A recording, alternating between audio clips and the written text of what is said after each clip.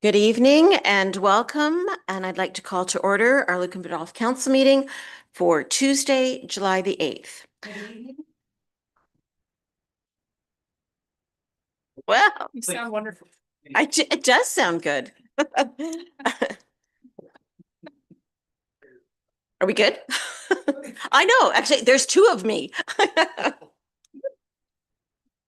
So I would like to acknowledge that I am an ally of Indigenous peoples. The township of Lucan Biddulph is located on the treaty and traditional territory and ancestral lands of many Indigenous peoples and is covered by several Upper Canada treaties.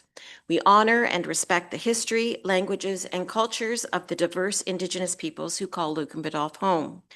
We endeavor to unlearn colonial mindsets and practices and to grow in knowledge.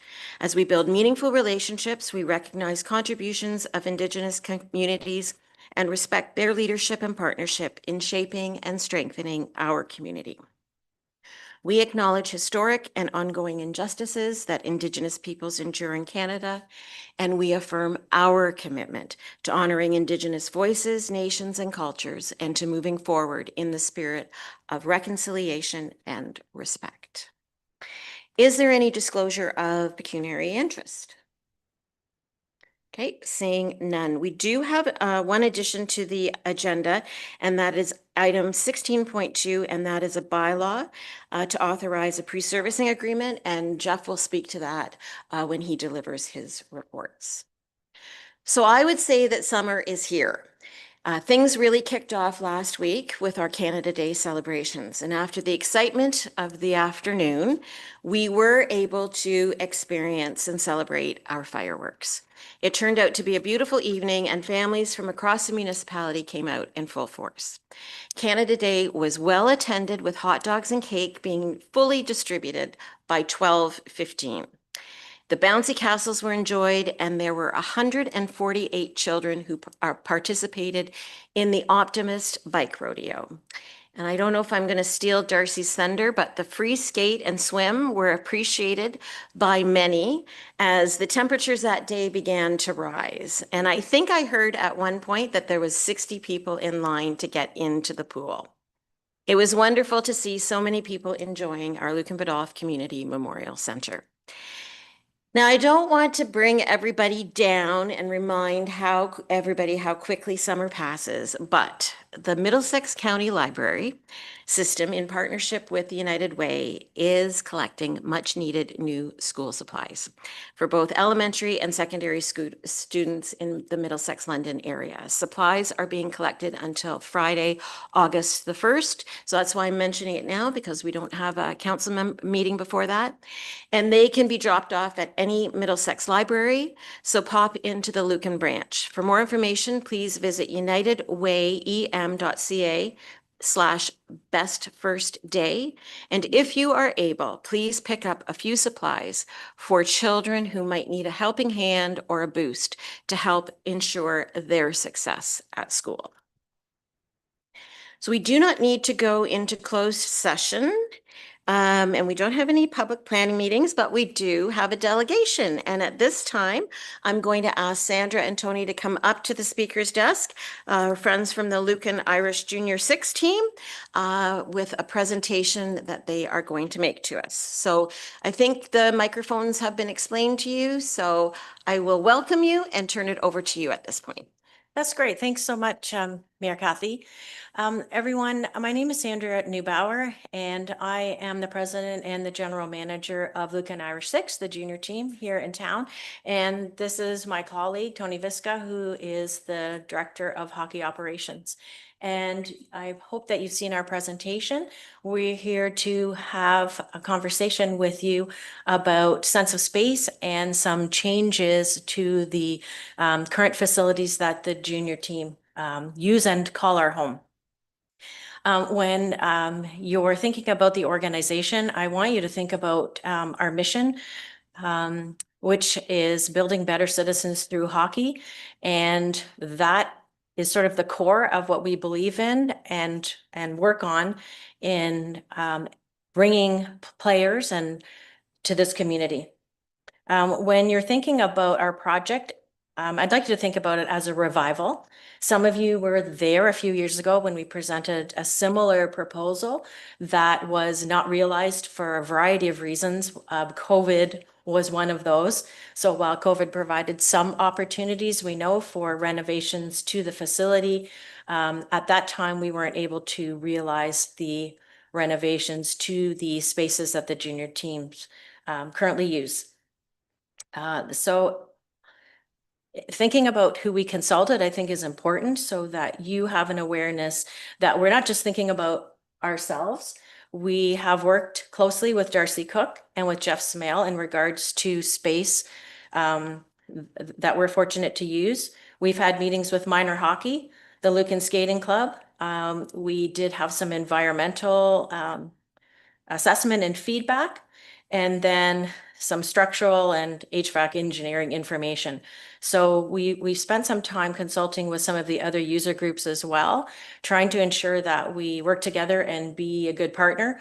And then what we view for our space is cohesive and would work in the facility and work with other user groups in the facility. Thinking about an improvement to the condition or the strength of what we do. Today's junior hockey has changed a lot from the past.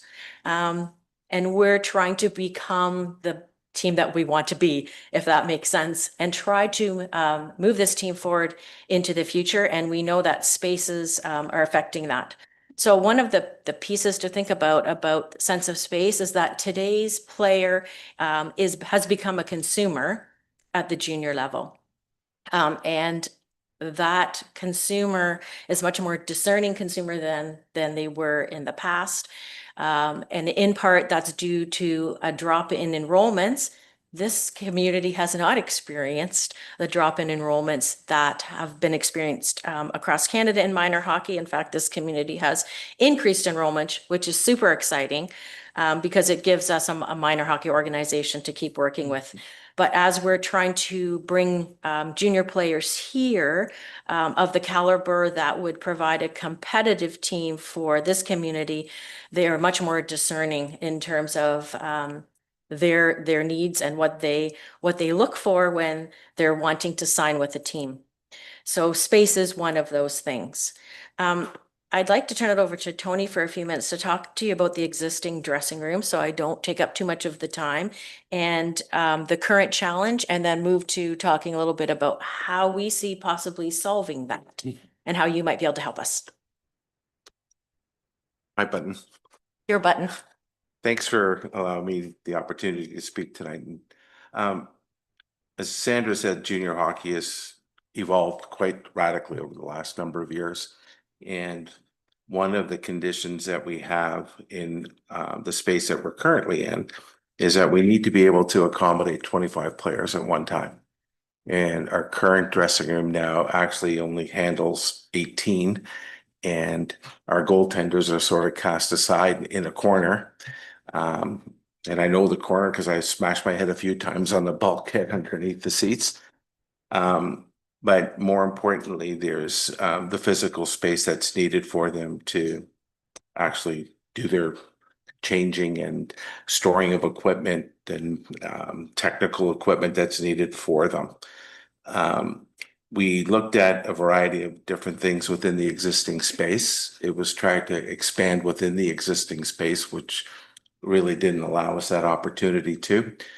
And we also needed an ability to be able to use, like the shower facilities as an example, which we are having major issues with because water isn't draining correctly and going all over the dressing room floor. And we also have the ability, when players are coming out of the room, it creates a log jam going into the corridor. And you can see there's a little nook there, and that's become a problematic issue for us. So from a technical perspective, we also had concern that we had the air quality tested and water quality within the facility. And we're not quite at the level that we need to be in order to get proper air ventilation and proper drainage of water. So this is what's leading us to coming back here. And again, looking at why we need to do this. We had looked at several proposals over the last few months, moving ourselves down the hall, and then which a presentation you're seeing here tonight is working within what we have. And it's really trying to accommodate our short-term needs and the future growth of minor hockey and what's going to happen when you actually build the second pad. Okay, so we're trying to accommodate both at the same time.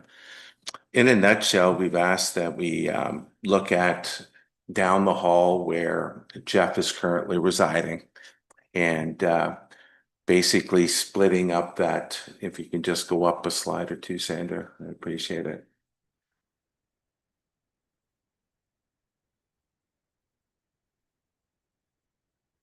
There we go. It's basically going down the hall and we would subdivide that room so that we would have our executive office there and share the space with Jeff in his own private office.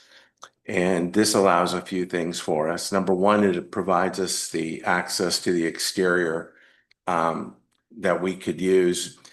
As noted before, junior hockey now is a 12-month-a-year operation for us. So we're here often working when people are not working within the building. And so that immediate access to the exterior and where that new office would be extremely helpful to what we're doing. But it also, by doing so, it allows us to grow within the existing space that we have. In other words, where the Lucan Irish office currently exists, we would now expand into that so that we can actually have accommodation for 26 players. We can reintroduce our laundry facilities, which currently all our laundry is exported out of the building 3 times a week, 4 times a week, and brought back, which puts an enormous strain on volunteers doing their work. And then it also provides us the coach facilities that we need and an area where players can meet and congregate with the coach. In the past, this is coming from my experience owning junior hockey teams where we've had dressing rooms, and this is roughly 2/3 of a size of a typical junior dressing room today. But and there's an existing room behind the existing mechanical room that's there. There's that furnace room that's there. The furnace room would remain there, but the area behind it where we're currently storing jerseys and the like, which is a space that isn't really conditioned well, where all our practice and game jerseys are hung. We need to accommodate how we're going to take care of that, but that would also open up into this space. The benefit of this, of course, it provides an area where we can operate within one zone. It can allow us to quasi-control, game night, which is also a consideration we have to discuss. But more importantly, it gives our staff and our players the resource to do what they need to do. So there's sort of an image as what the new dressing room stalls would look like and how we can address players' needs that way. So typically we're at the arena 3 to 4 times a week. Management staff is here 4 to 5 times a week. And the game is changing, and I can sense that in the next 2 to 3 years that we'll be doing a lot more traveling outside of our basic geographies that we are here. So access into the building after hours is a consideration because of how do we get equipment and the like back. But more so, we're just trying to become competitive in the outside world as to how we're going to be attracting players and attracting better work habits for everybody that's here. I can take questions at this point. I mean, we can discuss further the geometries and all that other stuff, but I think Darcy and I and Sandra, Jeff, we looked at the 2 options since our last presentation here, and this seems to be a very good compromise where we're doing the work internally. And basically, we just have to steal a little bit of space down the hall so that we can operate in that regard too. So I'll leave it open to questions at this point. All right, thank you very much for that. I would look to council for comments or questions, clarifications that they might want from that presentation? Deputy Mayor. Yeah, I actually, I don't have an issue with the concept of depending on what Darcy comes back with as far as again, your investment to the ask, obviously, and the impact to the revenue, obviously, is going to be the concern, depending on what, obviously, I feel your investment would be higher than your ask on the ice time, I assume. But I will say I definitely, dedicated use of the dressing room. I mean, if we ever had again, a national event or a provincial event or one-time event like we did with Craft Hockeyville, or I think we had an under 17 tournament, and probably 3 things in 14 years that were pretty unique. I certainly would want that use of the dressing room at the discretion of our director for that type of event. That you wouldn't hold us hostage on it for that type of event to be used. So that's one thing. The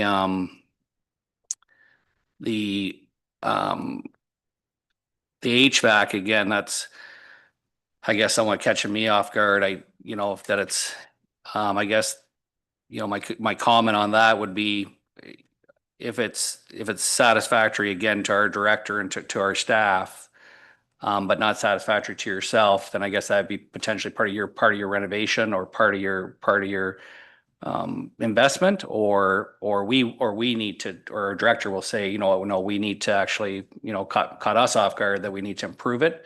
But again, it would, obviously, there's got to be some more professional input or opinion on that. Obviously, that's all I mean. But if it's, again, a lot of this stuff to me will be to the discretion of our staff and our director when it comes to certainly the dedicated use of the dressing room, which, again, I can only think of 3 events in 14 years that were pretty unique to our community. So, and then the HVAC, Darcy's going to have to comment on controlled public entries, exits during night games. When it comes to practices and people using the doors and that, again, what I don't want to do is certainly have this rolled up in any kind of way that comes back on us saying, well, you said you control it, you're not controlling it, we're not paying our rent, we're not doing this, or because you didn't do that. So again, that there would be the discretion of our director. I don't know if we can accomplish what you're asking for there.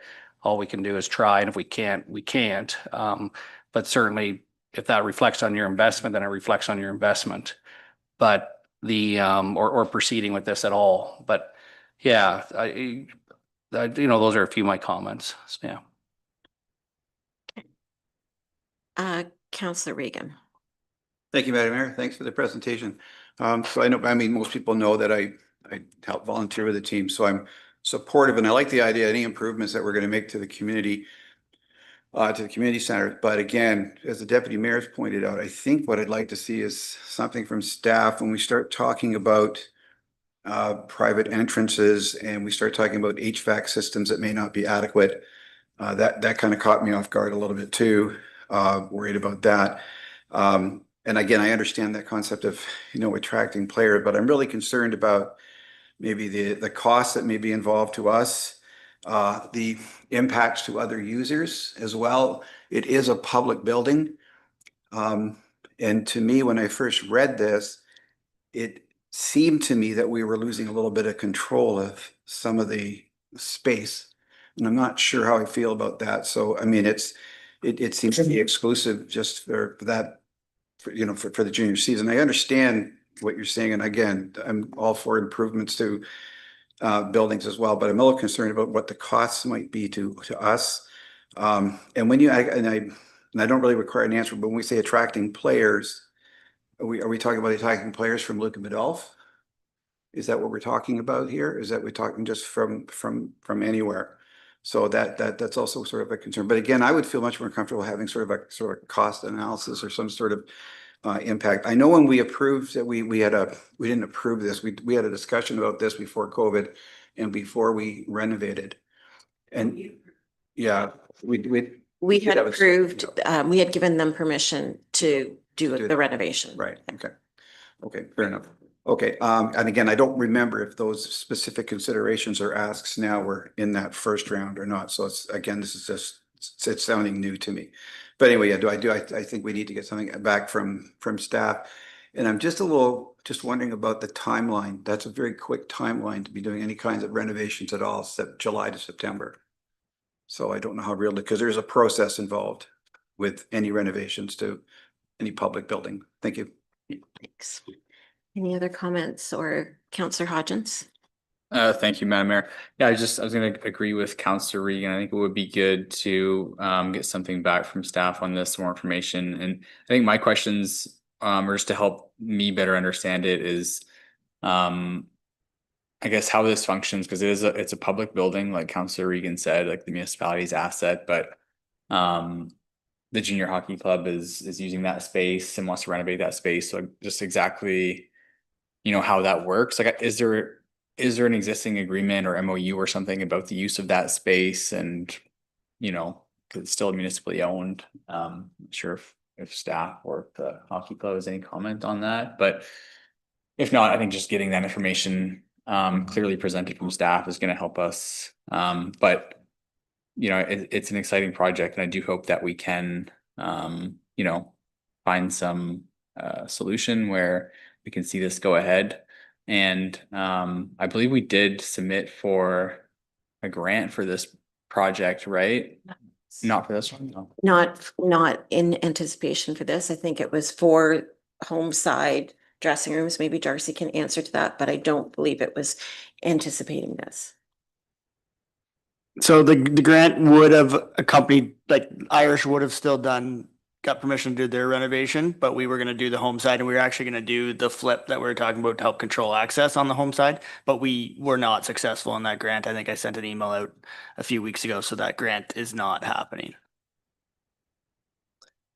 Okay, but that's about it. I think it is exciting, and hope we can find some solution here to accommodate this. But I think getting some more information back from staff on it would be helpful.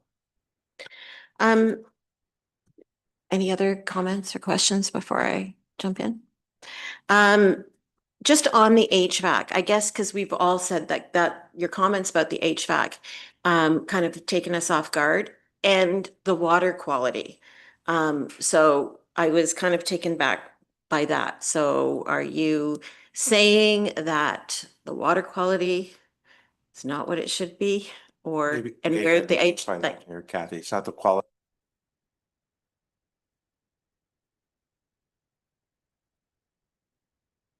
okay, because that's different things. Okay, all right, that's good. Okay, yeah, I think I mean, I'm not going to repeat what my colleagues have said. I think it is an exciting project, and it would be great to figure out how to move forward with this. It is different than what was presented before. And I agree. I think we need a staff report back to understand, the cost benefit and to make sure that we're protected. I would agree on the surface, the concerns about giving an organization access to the building when there's not staff there is a concern of mine. And I maybe could get a little bit more of an understanding when you say under the considerations page, controlled access, no, sorry, controlled public entries and exits during game nights. Is that you want us to provide the control, or you're going to provide the control? What does that look like in your mind? Referring to control of people coming in the building during game time, prior to the game and after the game. And the ability where people can actually enter various areas of the building where we have no control. So they can come in from the south end or the north entrance, say, and they bypass where our front gate is, where people actually come in to pay to come in and watch the game. We have areas where up in the bar, for example, it's just very difficult to control access And there's ways we can do that. We're not expecting the town to do that, but there is some, things that we need to do with the arena to, to cordon off certain sections to get in, as an example. And the access regarding the office, it's not that we're coming into the arena. We're just coming into that office that we're going to be sharing, that we're dividing where Jeff is. There's that exit door there. That's the only area we'd be come in after hours if we needed to. But in the summer, as an example, where you're not here, okay, because staff is not in the building all summer long, that's when a lot of our scouting and a lot of our office work But works I think our staff is in the building quite a bit in the summer. after hours. We're open till about 10 to 11 PM every night with staff in the building. Well, then it was different than last year, because last year we didn't do that. But anyway, it's okay. That was the premise of that. That door was there so that we could use just the ability to get into that office. I think I would like a better understanding of, and maybe this can be a conversation as Darcy prepares his staff report back, of what that controlled access to the building during game time looks like. It's no secret that that building hosts a lot of events and has a lot of things, and I would, I wouldn't want to make the other users of the building's experience difficult because of how another organization is managing their event. So I need a clearer understanding of what that looks like. But yeah, I think that there's a lot we still need to figure out before we can go ahead. I think there's a general sense that it's an exciting project and we certainly want that. I think, again, the question about the MOU and maybe Darcy can answer that, or maybe even Ron, because it's such a historical relationship, because, the juniors have always been a community team. And I think it's always been looked at the same way as minor hockey, skating, that sort of thing. And is it still a community team, or is there privately held? Yeah.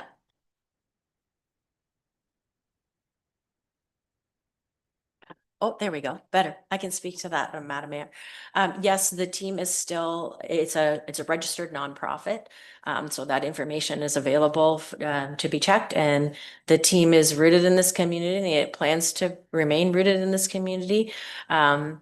It's still part of our bylaws that we work to do what we can to ensure spots on the team for what we call local players. Being, Lucan and the close surrounding area, Iltrin and et cetera. And we've not removed that from our bylaws because it's important. And what that means to us at a board table and an operations table is that if there are, two players that would be equally carded to a position, for example, and just knowing everyone, we have 25 spots and no more. We're not permitted any more than that. Different than, minor hockey programs that can grow and grow. We can't grow in that way because we are restricted to 25 players. But if there were two that were deemed to be equal and one was a local player, our bylaws still deem that that player is given preference and is carded to the team. So I stand proudly actually as the gatekeeper of that and continue to remind the board and any of the staff that are working with the team in the hockey operations side, that is the mandate of this team. Its 55-year history here is important. And I shout that from a rooftop anywhere where people will listen, that this team remains rooted here. And to that end, a quick moment, if I may, to speak about restriction of space, because I don't feel like what we're asking for is restriction of space. We've been working with Darcy and Jeff on control. I know there's very slight difference in the wording, but I think it's important to restrict, communities and people from moving around their community center is not the goal at all.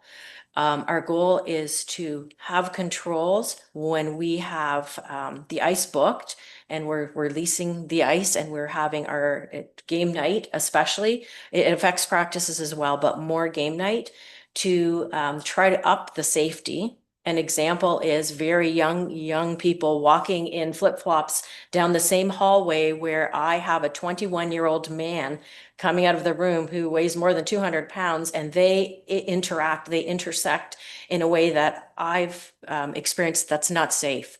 So that's one small example of where we want to see if we can have more common sense controls that still allow, movement of space and freedom that we want in a community center, but restrict access from spaces where it doesn't make sense really to have a 7-year-old young lady walking down the same hallway on a game night where a 21-year-old guy's coming out with sharp blades on his feet.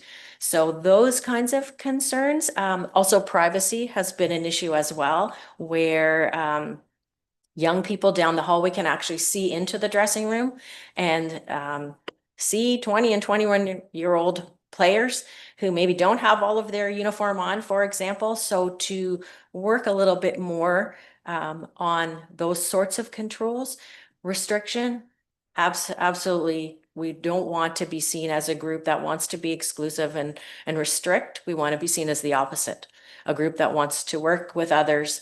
And Councillor Manders, you spoke about special events. Our mandate would be to be a part of those, to support those events, to be involved in those events, to bring our players forward, to help volunteer with those events, to be more included in events like that, including, use of space that we might consider our home. So I think using Darcy's expertise to help us move that project forward, I think is a really good plan. I can't say enough about Darcy and Jeff and what they have done the past couple of years to really improve the relationship and the culture with user groups in the community center and how we view each other and how we should work together for the common good of the community, right? For the community's enjoyment of the space and the various activities that each of the user groups offer. So we want to be part of that, not excluded from that. Thank you very much. Any other further comment from council at this time?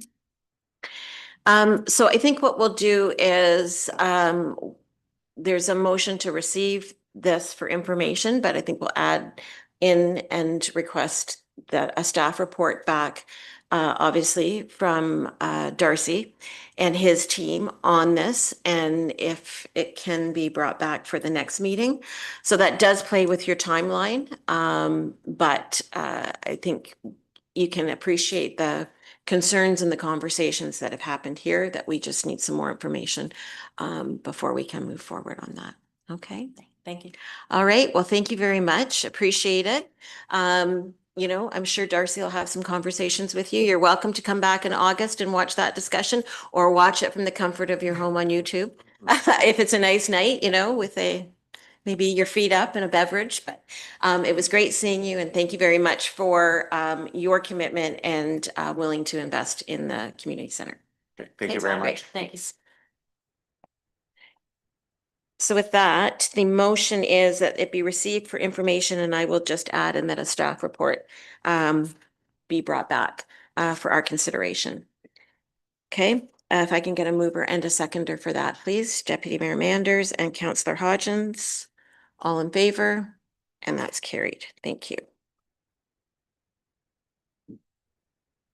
We have a set of minutes in front of us from June 16th. And if nothing needs to be changed, amended, updated, I would ask for a mover and a seconder to approve those minutes as circulated, please. Councillor Westman and Councillor Regan, all in favor, and that's carried. Thank you. We have in front of us the consent agenda with a number of items in front of us, and I believe that Councillor Regan, you had a question on one of them. Yes, ma'am, I did. Oh, sorry. So yes, so the letter from the Honorable Minister of Rural Affairs, they were speaking to again, about economic development and about a program for funding, $20 million for economic diversity, workforce development, community infrastructure, and business development. And I know that in our community with our wonderful economic development committee and the work that Lisa's doing, that we've done since great gains, and we're moving along and doing a lot of things that are really improving that. I just wanted to make sure that we didn't miss this, and that we're going to use this as an opportunity to perhaps enhance more of these businesses. So I was just going to ask, perhaps if we're going to get this out to people, what's the process in applying? Do we have to apply? Because I say we have a lot of momentum that we've built up over the last, I think, year and a half. Done a great job, I think, and I want to keep that going. So I just thought perhaps if Lisa could. So Lisa, can you speak to the ROD program, not the RED program now? Yes, yes, thank you, Mayor. As noted, this is actually the Thank you. updated sort of replacement of the RED program that we've used for a number of years for grant programs for a lot of projects for Main Street and other things. So yeah, so I actually did an information session this morning, so this is timely that we're bringing it up today. They've expanded some parts that before was limited. So there's a bunch of new programs, and so staff will kind of work to see where we can put in a bunch of different projects. So this is the first intake of 5. So there's 1 in 25 and 2 in 2026 and 2 in 2027. So this is the beginning. With the project start date would have to be January 1st, 2026. So if anything, maybe we could talk about that at our committee meetings. If we were planning on doing something this summer, maybe we might delay that a little bit, because we should be able to get funding for some of those projects we were hoping to do. So like I said, staff are looking into it, and yeah, we'll find out what projects work best for this program. Okay, thank you. No, thank you very much. I just wanted to bring that to council's attention. Thank you, Lisa. Thank you, Madam Mayor. Deputy Mayor, you had an item that you want to pull for discussion? So we're supposed to pre-email that, are we? Is that what we're supposed to do? Well, that would be helpful. If it's And- for discussion, I think you can bring it up. If you want it actually pulled where it requires like a Like, separate vote got- on it, then definitely let Tina know ahead of time. But if there's Just something, conversation. if it's just conversation, then we can just do that. Okay. Oh, yeah, okay, no, just 2 things, just on public works update. Just Jeff, just if you could said there, the school completed site plan, and people for whatever reason ask counselors, update, they feel there's a rumor out there that the school is 6 months delayed, or is it because the school board trustees are whatever's going on with the provincial government and whatever. So what is it delayed? It's proceeding? Is it, can you give any comment on that when someone's asked, how's the school coming along? I mean, I guess they can call their school board trustee, I realize, but I'm just curious if you could comment. Oh, they can't do that neither. So yeah, it's a shame.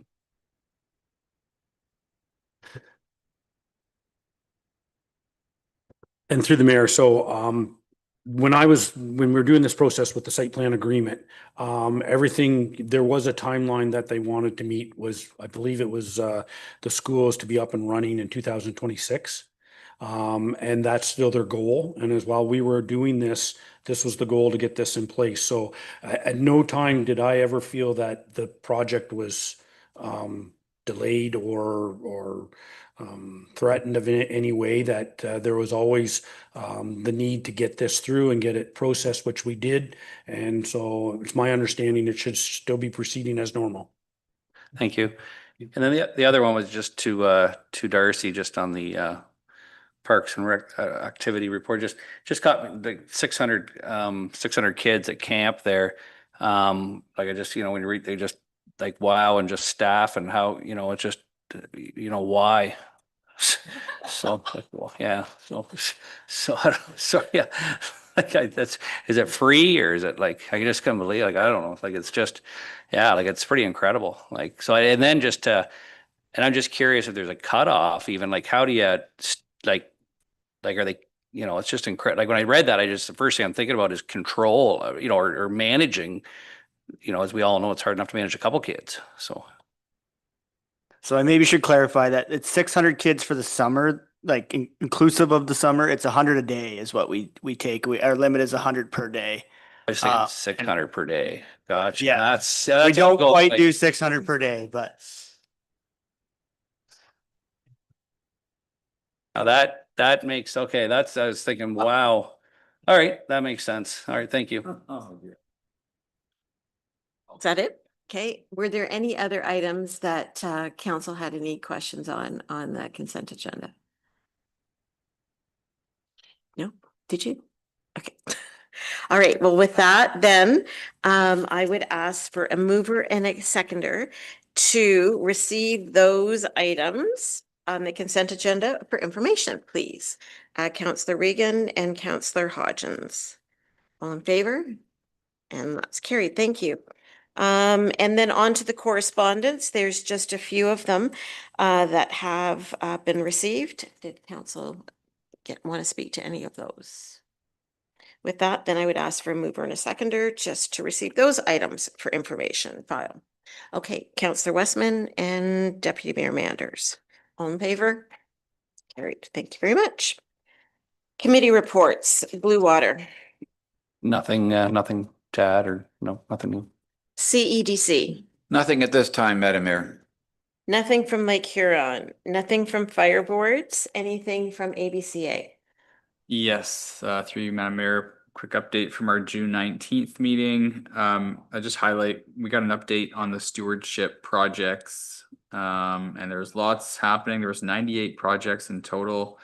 7 wetland restorations, 17 tree planting sites, 1,200 acres of cover crops, 5 sediment and nutrient reduction activities, and some species at risk monitoring for fish and mussels. So lots happening there, and that's all funded, or mostly funded through Fisheries and Oceans Canada funding. And the only other update was that Andrew Bicknell is taking over Jeff Cade's position for the manager of water and planning. Very good. Thank you very much. There is a set of Parks and Rec minutes in our agenda. What's that?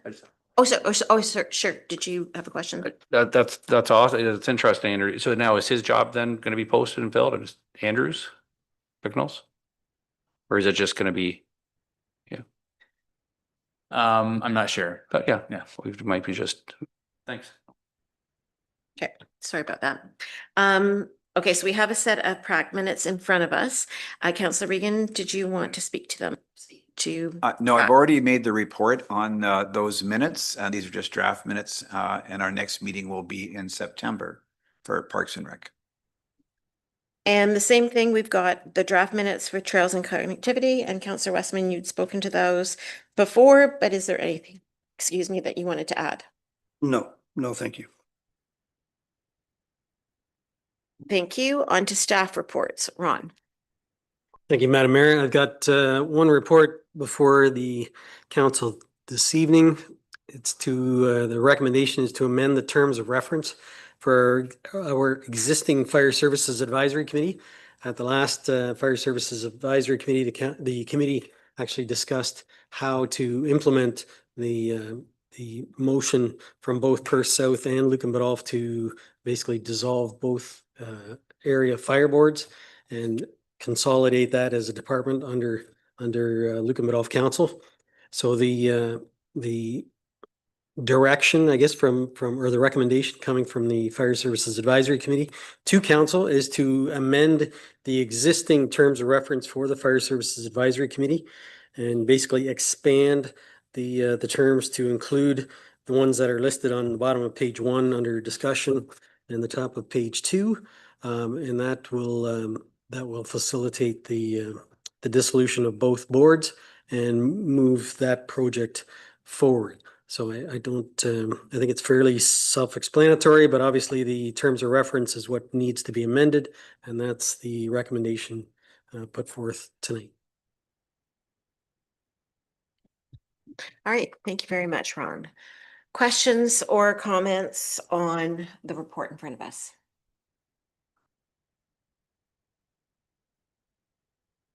Okay. Seeing none. Okay. All right. Then seeing none, we do have a motion in front of us that the report be received for information and that council approve the amendment to and the expansion of the existing terms of reference in regards to the Fire Service Advisory Committee to include the objectives and scope as outlined in the attached updated terms of reference, and further that the appropriate amending bylaw be ratified. A mover and a seconder for that, please. Councillor Regan and Councillor Westman. All in favor? That's carried. Thank you very much. Did you have anything verbal, Ron? Just when I wanted to confirm that we have submitted a grant request under the Health and Safety program for the expansion to the sewage treatment plant. So we're gonna take another shot at it. That one has been submitted, and yeah, we'll keep our fingers crossed for some positive news on that front. Thank you very much. I've got a question that I'll ask now rather than in councillor comments. I'm wondering if there has been any consideration by staff about developing an AI policy. Funny you should ask that. We have been talking. I know the clerks group through Tina have been discussing it as well. We have an example of one that was just presented to Middlesex Center Council. So again, we're big fans of not reinventing the wheel. So we will have a look at that and bring something forward in the future. I can't promise it for the next meeting, but in the near future, it will be something that we will be presenting to council. Excellent. Thanks very much. Did anybody have any questions for Ron? Okay. All right, then. Tina, did you have anything verbal? No. Finance, Catherine. Thank you, Madam Mayor. The report tonight I have is just for information as required annually under the DC Act. Of course, DC stands for Development Charges. We've had our DC bylaw in effect since, our new one since 2023 with an amendment that was made in 2024 to remove the phase-in, and that was allowed through new legislation from the province. So there's different aspects to the report that are required, and I've just summarized, basically you want to show what you've collected, where it's being used, and those kinds of things. So in my report, there's a summary.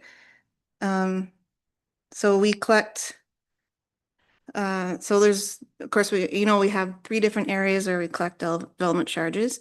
It's one for the Lucan urban area, the Grand urban area, and then the rural, which is the rest of the township, including Clandyboy. And within those areas, there's service categories. And within those service categories are various projects that we collect the DCs for. And all of that is outlined in our DC background study that was presented when we created the DC charge. So I have a summary in the report, but there's more details in the attachments. So in figure 1, you can see the various areas that we collect and the different service categories. And in figure 2, it shows where we use the funds. So we collect the DCs for the projects that are indicated in the DC study. And then if the project is complete, then the funds are withdrawn from the DC reserves and moved to the capital reserves. And if the project's not done, those funds stay in there. So essentially that all the funds that are in the DC reserves are allocated or put aside for those projects that are in the DC study. That's really all I have, other than, we also have to make the statement available to the public. So I suggest putting that on our website. There's no mandated way to do that. So the website's the best option. That's what we did last year as well. So I think that's all I have. Is there any questions? Okay, thanks, Catherine. Questions or comments? Deputy Mayor Manders. So is this the first time I think we've seen this, and is this something new? Like presented like this, or is it just, yeah? No, through the mayor. So last year I did do a report, similar, figure 1 and figure 2 are similar, and then I've enhanced it based on more information that I've received at looking at other municipalities and what they present. So I'm just enhancing it as I go along. I Just don't need know. more detail, no, which is good. That's what I was, yeah, I didn't know if that was with the new, yeah, if that was something that was mandated or not, or something that you've just, you've put, yeah, more detail into it then. No, looks good. Yeah, what's required is in the DC Act. So as I'm seeing what others are doing, I'm trying to make sure I'm up to speed with what's required. But last year was the first year that we had one. We knew we had to, so I don't know. I can't speak to the prior years, but Thank you. Any other questions or comments for Catherine? Okay, then we have a motion in front of us that the report be received for information and that the treasurer DC statement be posted on the municipal website. A mover and a seconder, please. Deputy Mayor Manders and Councillor Regan. All in favor? And that's carried. Thank you. Did you have anything verbal, Catherine, to add? yes, just wanted to mention that the 2026 budget is underway, and we've started with the public engagement survey, and that's been out for about a couple of weeks now. So it's available. You can find a link on the website, on our social media. There's posters at various places at both our community center and at the office and at the bulletin board downtown. There's a QR code on that, so it's easy to scan, do the survey. It takes a few minutes. And then there's an option to put your name in for a $50 gift card. We're going to give 4 of those away again this year. So I encourage all residents that are interested to please fill that out. Thank you very much. Excellent. That's very good. Thanks very much for that, Catherine. Any questions for Catherine? Councillor Regan. Thank you, Madam Mayor. Catherine, what's the response been like? Do you know? Do you know how many people have filled this out?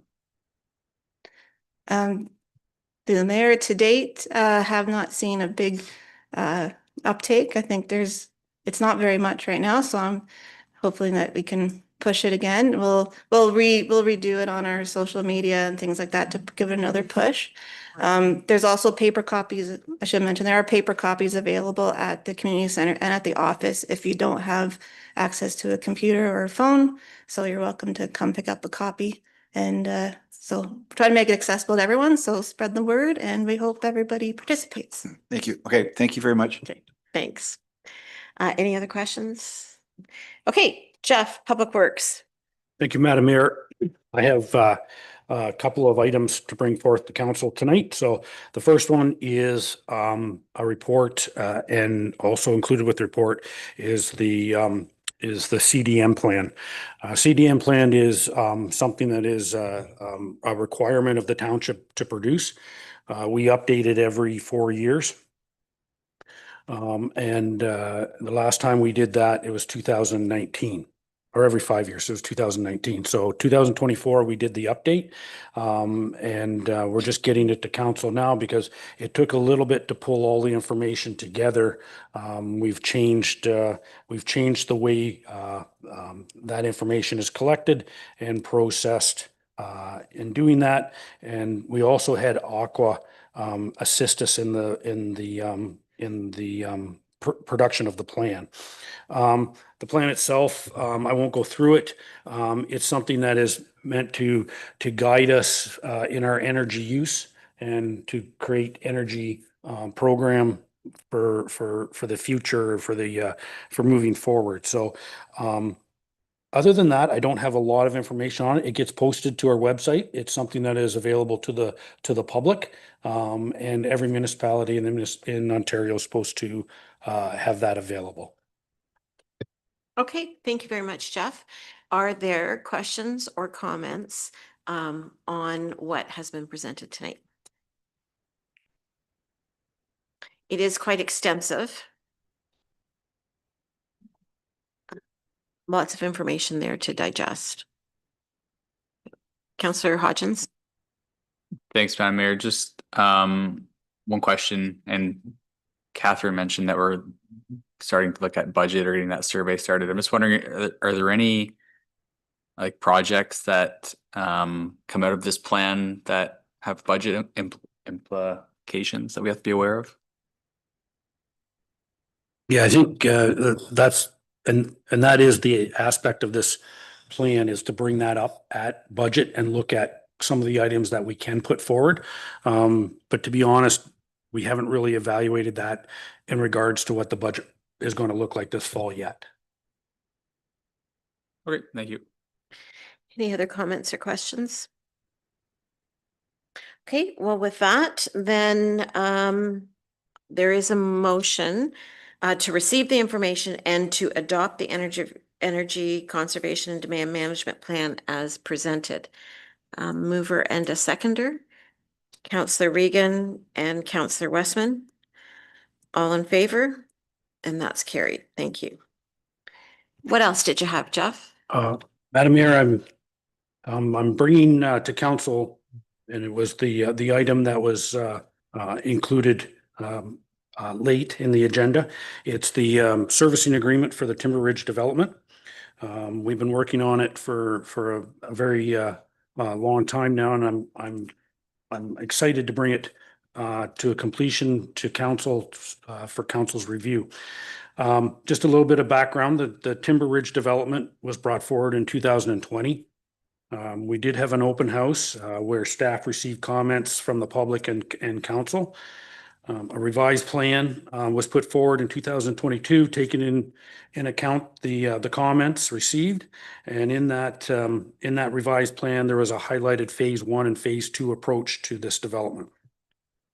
In 2023, the development was granted draft plan approval by the county.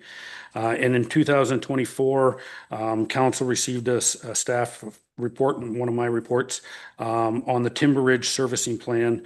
And from that report, there was a request back to staff to bring forward a servicing agreement to allow the phase 1 of Timber Ridge to be serviced.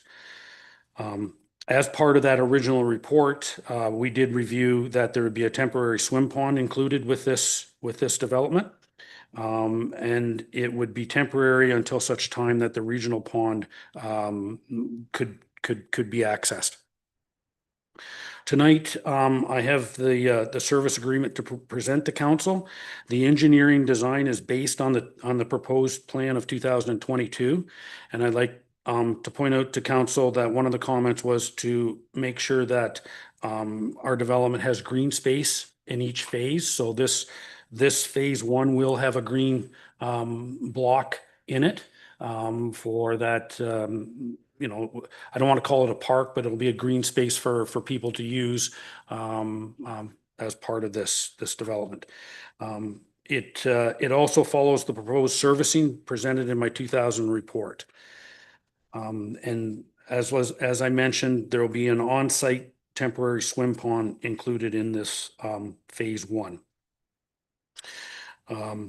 As part of that report that I did bring to council, I would like to highlight in this process that temporary swim pond does use a storm outlet that will follow Saintsbury line down to the Whitfield drain. And in that storm main will be able to be used for urbanizing Saintsbury line. So there's the developer is going to put that outlet in, but eventually the town's going to be able to take advantage of that outlet and use it for our urbanization of Saintsbury. So in that process, what we've done with the developer in this agreement is we've agreed to a cost sharing process with that storm infrastructure that runs down Saintsbury. And in that, in the agreement, we're proposing that the township would credit the DC portion of that storm main back to the developer under a number of conditions. And those conditions are when the DCs have been collected from this project, and when the swim pond is no longer using the infrastructure, or that when urbanization takes place on Saintsbury line, meaning when the town actually uses the infrastructure in the road, we'll pay for it. I think that's a good way to get the infrastructure in play. And I would point out to council that the credit is only for the DC portion. The portion that would be contributed to the infrastructure going in back to the existing tax base is to be covered by the developer. Okay, so there is a portion of that infrastructure that we are saving from the normal tax base by putting it back on the developer for the use of this portion of Saintsbury. This agreement is if we go forward with this, as we've been talking about, I just wanted to point out to council, and we've talked about this before, this is an agreement to put the services in. This is only for putting the storm, the water, the sanitary, the roads, the basic services of the infrastructure into phase one. So phase one will include the entranceway going in, any needed service connections on Saintsbury line, and then phase one of the residential homes. Part of phase one, there is a multi-unit block, which is a condo unit. It will be reviewed under a site plan agreement. So this servicing agreement has nothing to do with the block that'll eventually become the condo units. So we're only servicing under this agreement phase one of the residential housing units going into the subdivision. As part of that, we will immediately start the development agreement that will cover the residential phase one.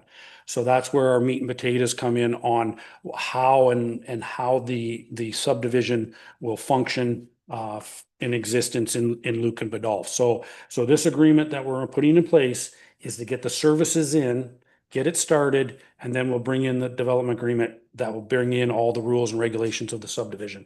We'll talk about fencing, we'll talk about landscaping, we'll talk about, the parquet, that sort of thing. So we get the basic layout and we get the basic services in, and then we'll develop the development agreement to go with it. That's basically the agreement. If anybody has any questions, I don't know if you've had a chance to look at the information that was supplied. It is basically a very similar to what was supplied in 2022, the layout. It has not changed. I'll go from there and open it up for some questions. Okay, thanks very much for that, Jeff. Yeah, it is a pretty big package. Not sure if you've had the opportunity to go through it, but Deputy Mayor Manders. Yeah, I have not been able to go through it. So thank you for the briefing us on that.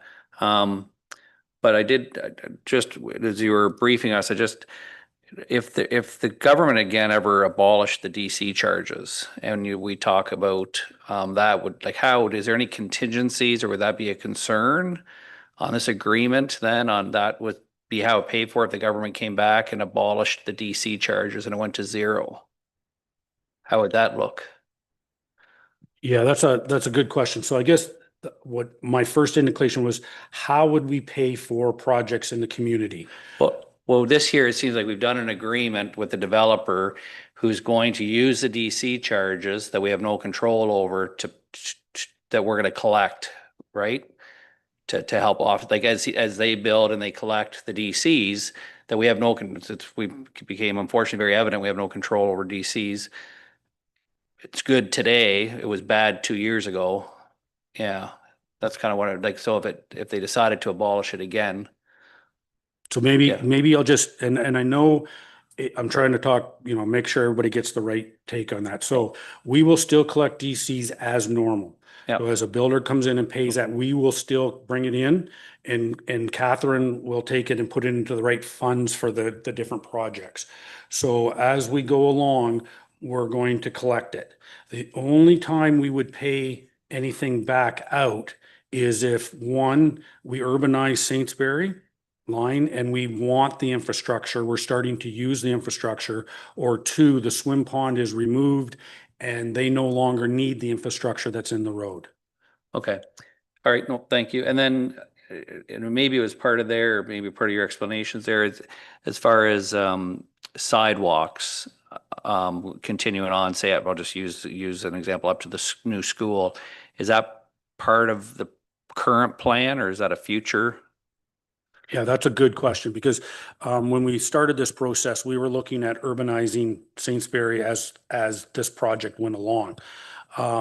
And what ended up happening, and I think I touched on this on a kind of an update in January, it got the costs of urbanizing all of Sainsbury from Market Street all the way up, got out of control. So trying to put that into this one project was going to basically blow the budgets and blow the timelines right out of the water for this project. So we had to cut back. So we still plan someday to urbanize, and we'll have to then set up a timeline when we collect the DCs to pay for that. The deputy mayor mentioned precisely the school and the sidewalks going to the school. That doesn't stop us from putting in infrastructure towards urbanization. So if we wanted to go back and put a sidewalk in for the school itself, we can do that when we deem it appropriate and go from there. Same with, we've always had an idea that eventually we want streetlights that run from Market Street all the way up to Gilmore. Again, once we trigger that, we can do that at any time.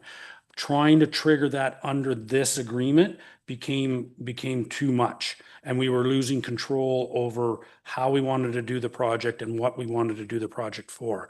So I think it was with Ron and a discussion with the developer, we thought it was best to downsize the scope of urbanization and leave it in the town's responsibility and still collect the DCs to do that. And then I guess, and that would be a county question. I guess it is going to be a couple of years that evolves, but like, something like a crosswalk or something going from there over to the school. I guess it's too early for that discussion, obviously. Yeah, at this point, it's definitely early till we can get this stuff in there, but I think we have to be aware of those discussions. We'll have to look at what what the demographics are and how many houses are being built there. It'd be similar to the Spencer crossing or at Francis and Spencer across Sainsbury as well.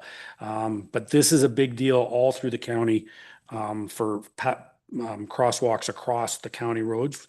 And I don't want to jump the gun, even though this is phase one and we're starting at the south portion. Really, Gilmore is probably going to be a needed crossing as well. And that's one thing the county has said is pick and choose your crossings where you want them. So you got to look to the future. So although that is on our radar, and I think it's very important to get students to that school, we'll have to be sure where we bring them across for sure. Any other questions or comments on the bylaw that's in front of us and everything attached? So Jeff, you mentioned that the developer agreement will be coming to us. So the question I have actually doesn't have to do with servicing or anything, but I just notice on all of the drawings, some of the street names that have been put in, and I'm wondering, are they just placeholders or are they actual proposed street names? Because certainly I don't believe they fall within our street name policy. Yeah, that's a good question, Madam Mayor. So I did have this conversation with the engineer as we were doing this, and I did request that the names be changed. And I did send them a list of basically the names that we've talked about. This project got started before those lists of names went to them.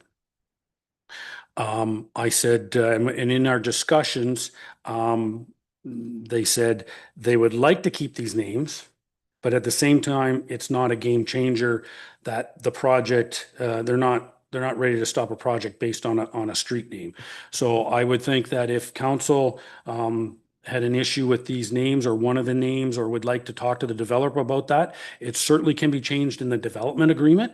Again, a street name is not something that can't be changed. We can easily adjust that with the development agreement process. But at the same time, I think if there's a concern that we're not following that policy here, then I think it should be brought up and noted.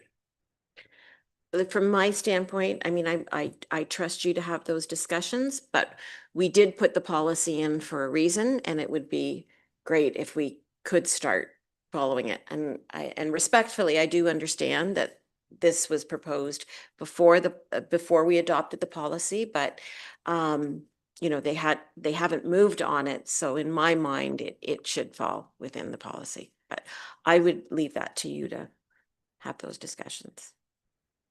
Councillor Hodgins. Thanks, Madam Mayor. On a different topic, or going back to the servicing piece. So this is a pre-servicing agreement, so we'll have the subdivision agreement come at a later date. This is just more to get them started on their servicing work quickly, I believe.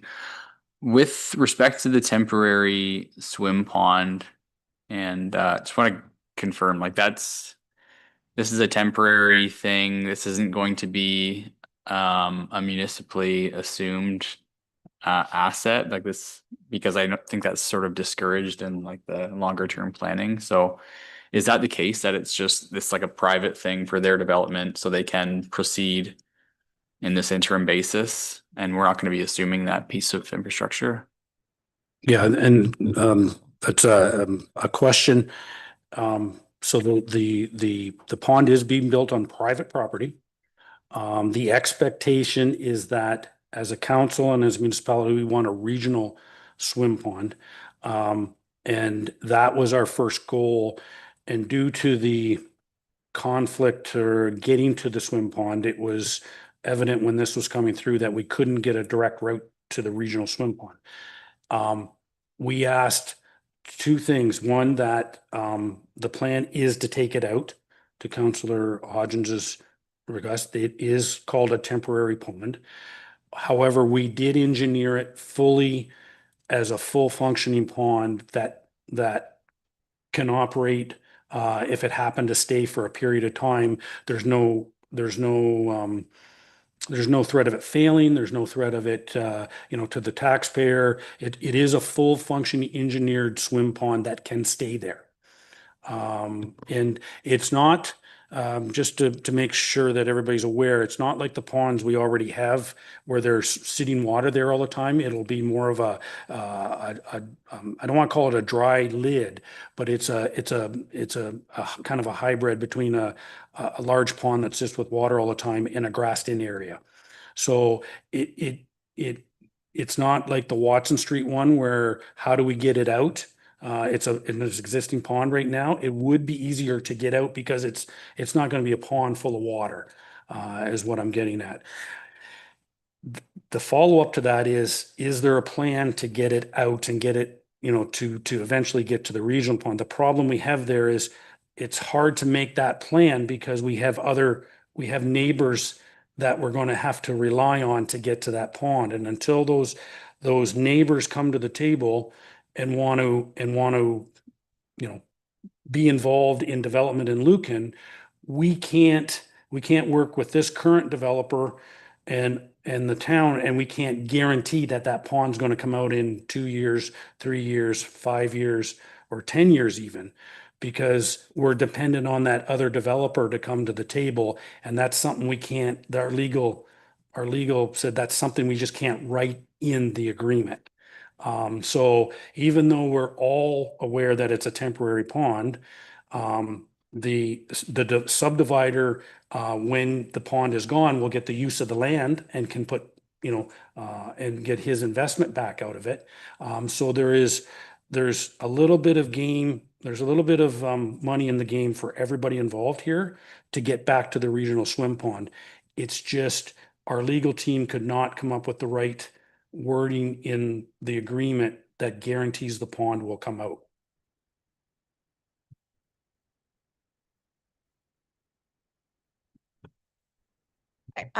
Maybe the ultimate question though was that, is it going to be a municipal asset? Like I could, foreseeably, it might be a temporary thing that's in place for a very long time, depending on how everything unfolds. But yeah, I guess, is it going to be a municipal asset? Yeah. When we assume the subdivision, do we assume that? And then does the maintenance and does everything then fall on us? And then who's responsible for the removal when it is no longer required? Yeah, and that will be, yeah, that's a hard question to answer. So right now it's private. They'll build it private, but if we assume the subdivision and we end up assuming the infrastructure that is part of that subdivision, we would end up assuming the swim pond. And that's why it's built to standards that, will make it stay there, right? So there is a chance that if this was to extend out to an extended period of time, that it could end up being assumed by the township.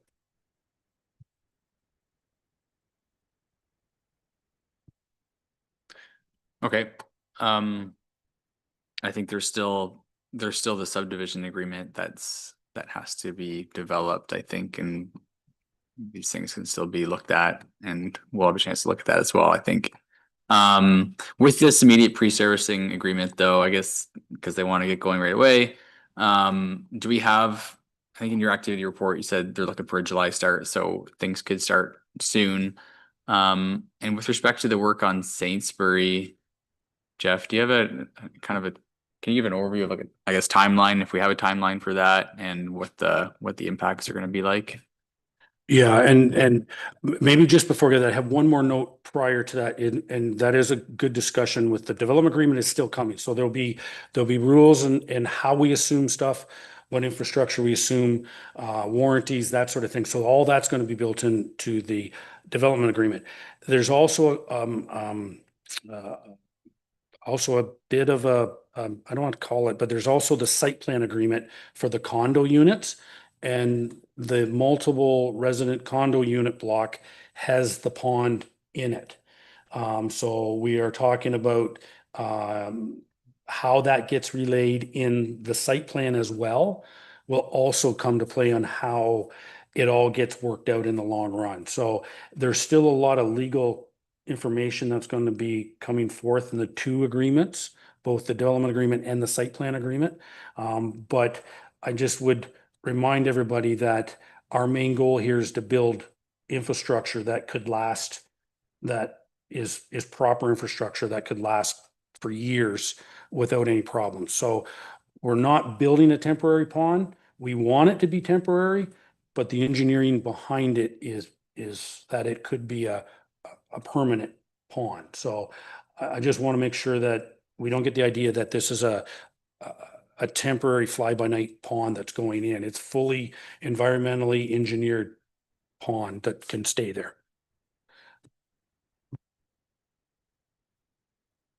Councillor Hodgins, I know you had the next question, sorry.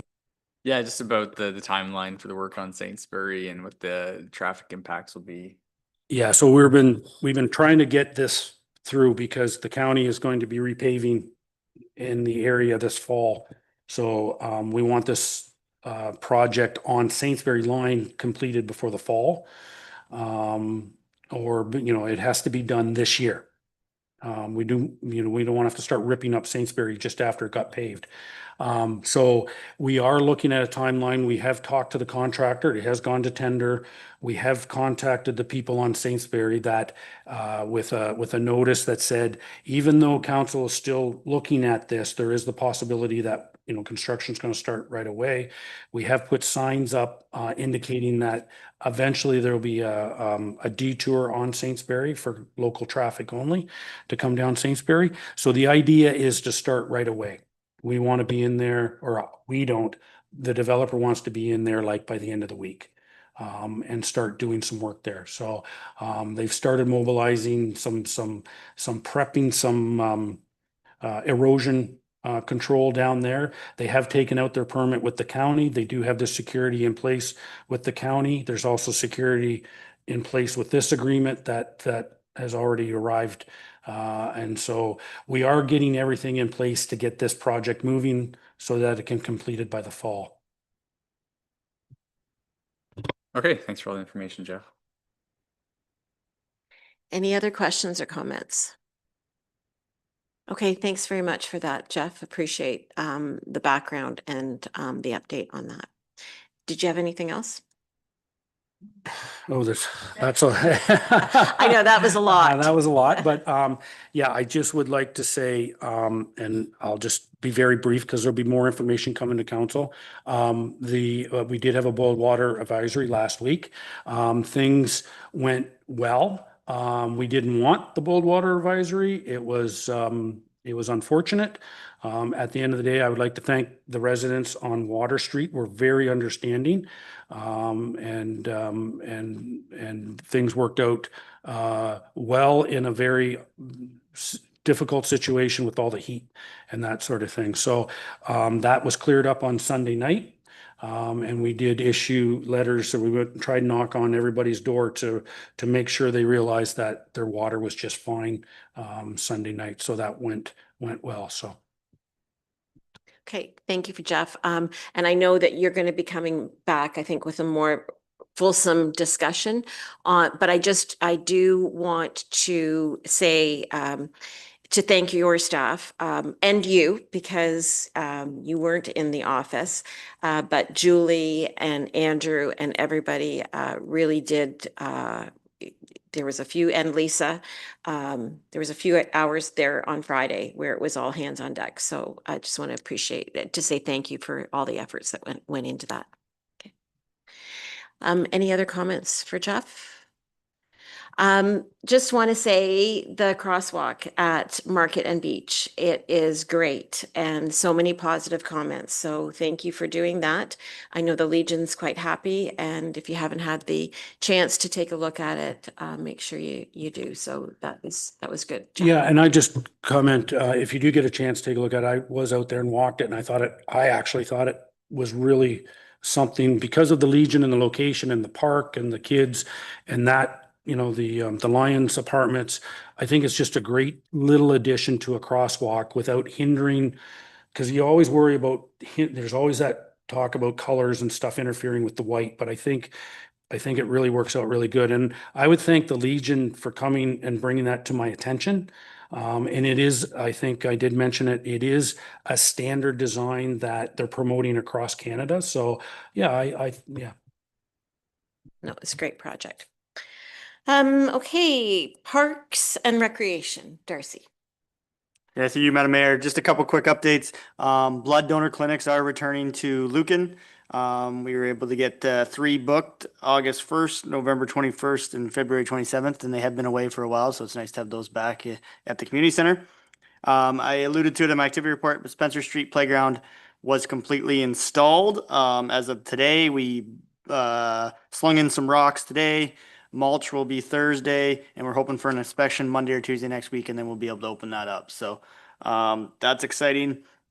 The Save Station AEDs did arrive. They are hooked up. We're just waiting on some signage that is still coming, but should be here either this week or next, and then we'll be able to really promote those. But again, thank you to all our donors for those. And that is it for my verbal updates. Okay, thank you very much, Darcy. Any questions for Darcy? Okay, thank you very much. Anything verbal from you, Lisa? Sure, just a quick one. We had our first movie night at Market Street Park. The outdoor one was very well attended. So that was a rain date makeup date, and it was a great night. We had a sponsor come out and have some giveaways, as well as the Lucan guides were there as well. So the next one will be in Granton on the last Friday of the month. And Summerfest, of course, is coming up next Saturday. So event in our community. And yeah, I think that's everything. Thank you though for now. Okay, thank you. Any questions for Lisa? Okay, excellent. Other business, I don't think that there is anything there. Just the one on the investment policy on business arising. If there's anything that you wanted added to it, if you can let staff know. Okay. Any notices of motion? Councillor comments? Deputy Mayor Manders. A couple. Just wondering about, there's been a little bit of communication with myself on wildlife in our community.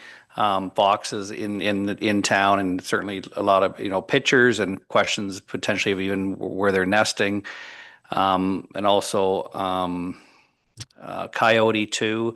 Again, coming in close to our community. And again, is there strategies or is there anything that communities do for that? Or is there anything we can be, what does a person do? I mean, I understand our animal control. When you have a dog on the loose, you try to contain it and call animal control to come and get it, but obviously not with a coyote and foxes. So what do you recommend? What does our staff recommend, or what, it seems to be, seems to be a little bit of an issue. Through you, Madam Mayor, to the Deputy Mayor. So when the front office gets phone calls with concerns of that kind, we ask a lot of questions. Number one, did you feel in danger? Are you feeling threatened? Is it close, or are you just letting us know that there's one in the area, kind of thing? To my knowledge, I don't think anybody's been in any form of danger yet. If they do, obviously we get the police involved right away. But I'm not aware of any municipalities that have that kind of thing. We can certainly call around and try and find one if council feels that there's enough issues that we should be doing something in that regard. But yeah, I don't know if we're there yet, but I'm just kind of curious what, again, maybe it should be on staff's radar as they, meet and, have their meetings and networking and stuff, just to see if it's, I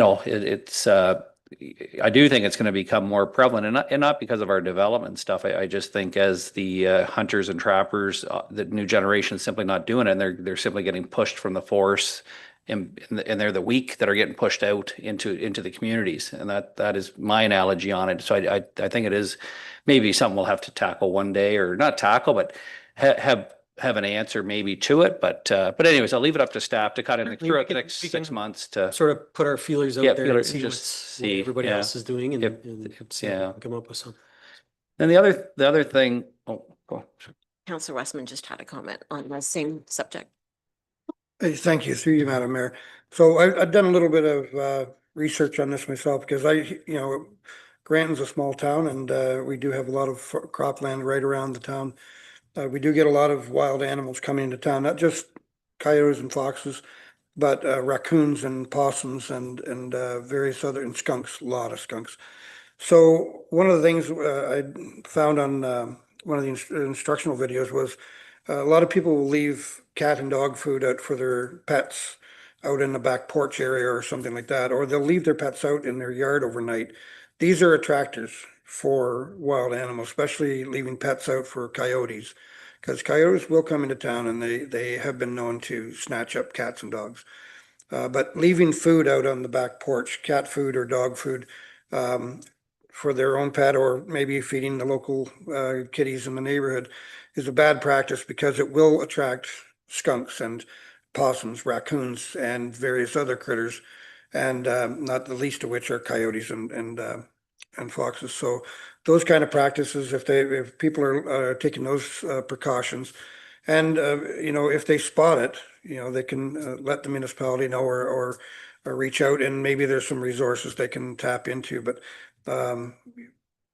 Deputy Mayor Manders makes a good point that hunters are not and trappers are not as prevalent as they used to be. And do know some of the local hunters that are out doing what they can to reduce the coyote population, but it's a never-ending battle, and it's almost impossible to get a headway on it, especially when there are so many large factory farms in the area that are having carrion pits that are attracting them as well. So it's not an easy solution, but the little things we do, don't leave bait out for them to come to your house. So thank you. Thank you for that. What else And did you then have? the other thing I just wanted to ask Jeff about, again, some concerns of my own and then and of residents is sight lines, parking. In particular, I would say coming out of Market Street and across Road Frank, and then we'll say Alice and William, and then out at the arena too. And I did notice on Market Street, it was interesting there, we have certain areas of our town when it there is no parking spot, we do have the diagonal white lines to kind of reinforce no parking. But I noticed on Market Street, we don't actually have that. It's just you get someone I could see which they could park there, even though there's not a white line there to park, but there isn't the diagonal nosing of making it more prevalent. We kind of hit and miss that on our street.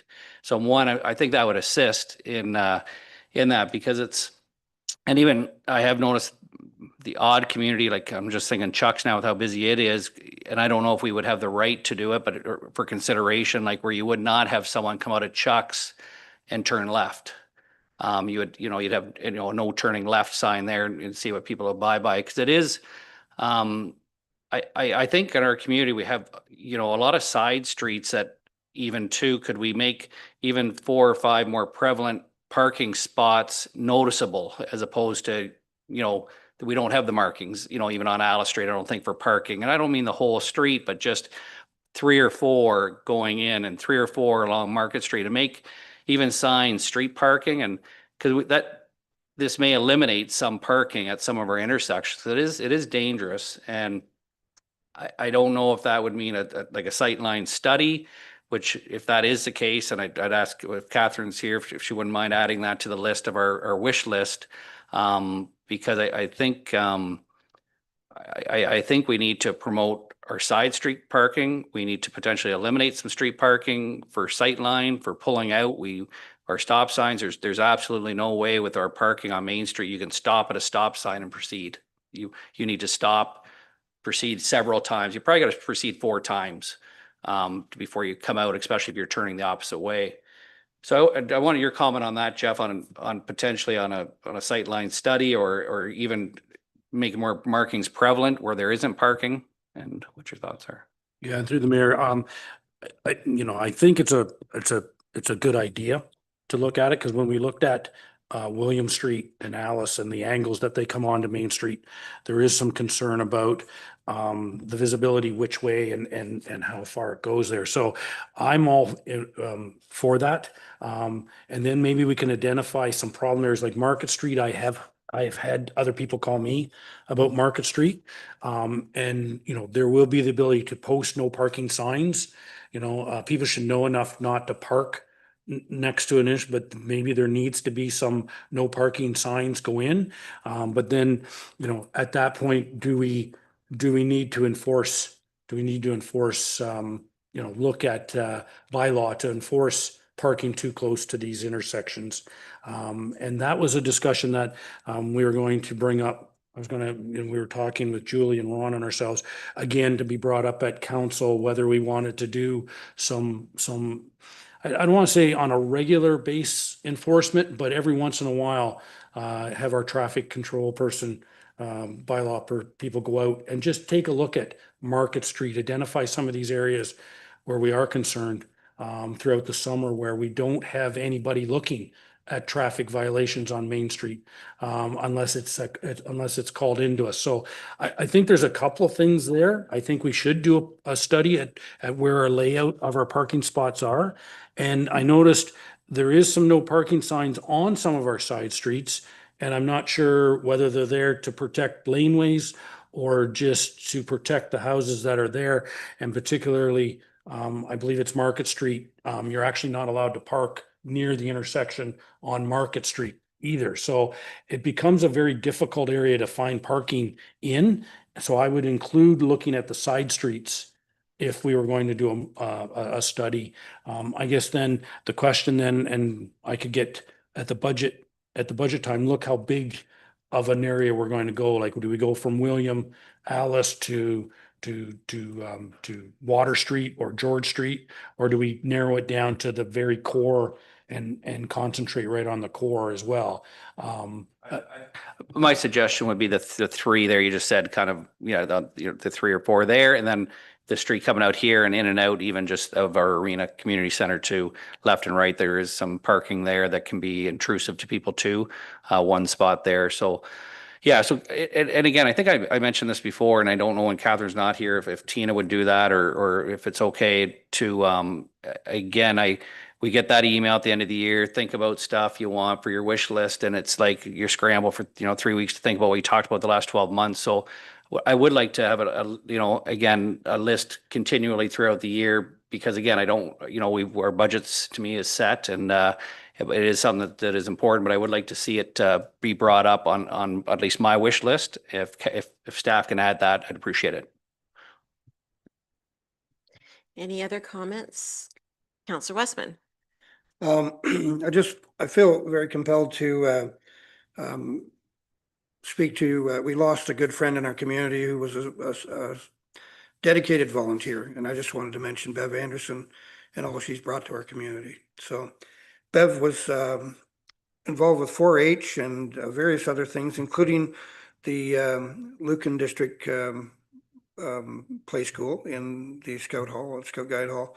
She was involved with as our group commissioner for scouting for many, many years, and was very implemental in keeping the program alive over the years, and especially during the tough times of COVID.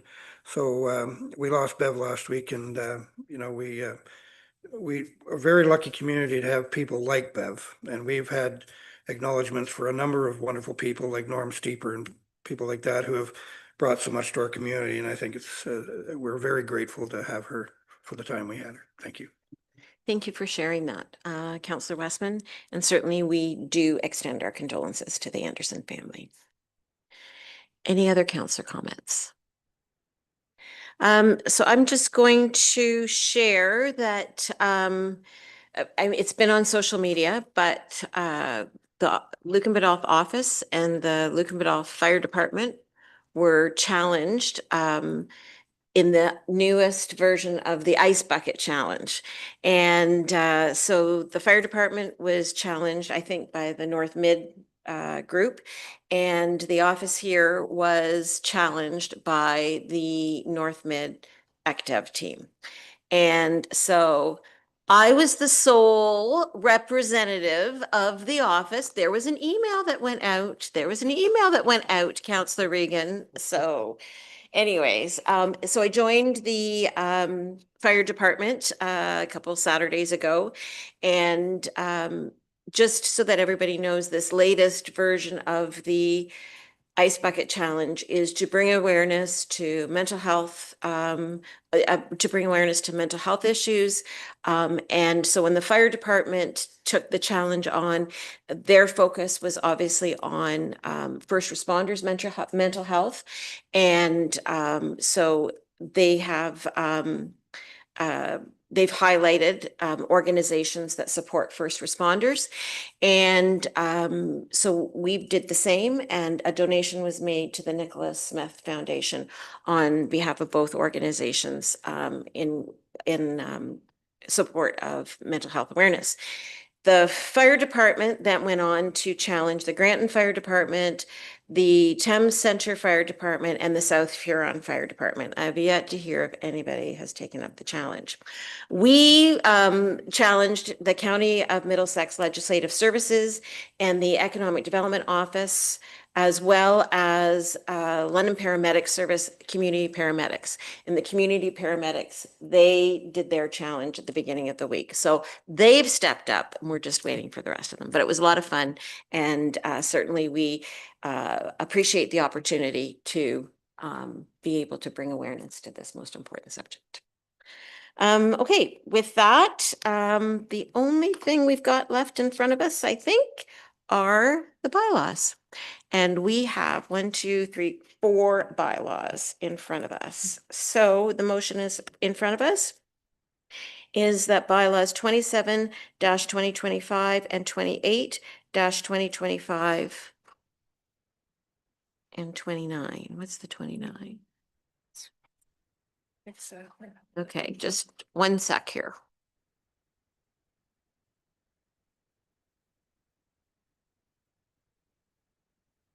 So there's 3 bylaws. The bylaws 27, 28, 29-2025 and 203-2025 be read a first, second, third, and final time and be adopted. A mover and a seconder, please. Councillor Regan and Deputy Mayor Manders. All in favor? And that's carried. Just a reminder to everybody that our next meeting is not until August 5th. and that is, of course, a Tuesday, and it is at 9 a.m. 9 a.m. So mark your calendars. And we do have Summerfest, as Lisa mentioned, and of course Civic Holiday Weekend before that. But hopefully we'll see you all at Summerfest. And with that, a mover and a seconder to adjourn the meeting at 7:40 p.m., please. Councillor Regan and Deputy Mayor Manders, all in favor? And that's carried. Thank you very much. And I guess have a good rest of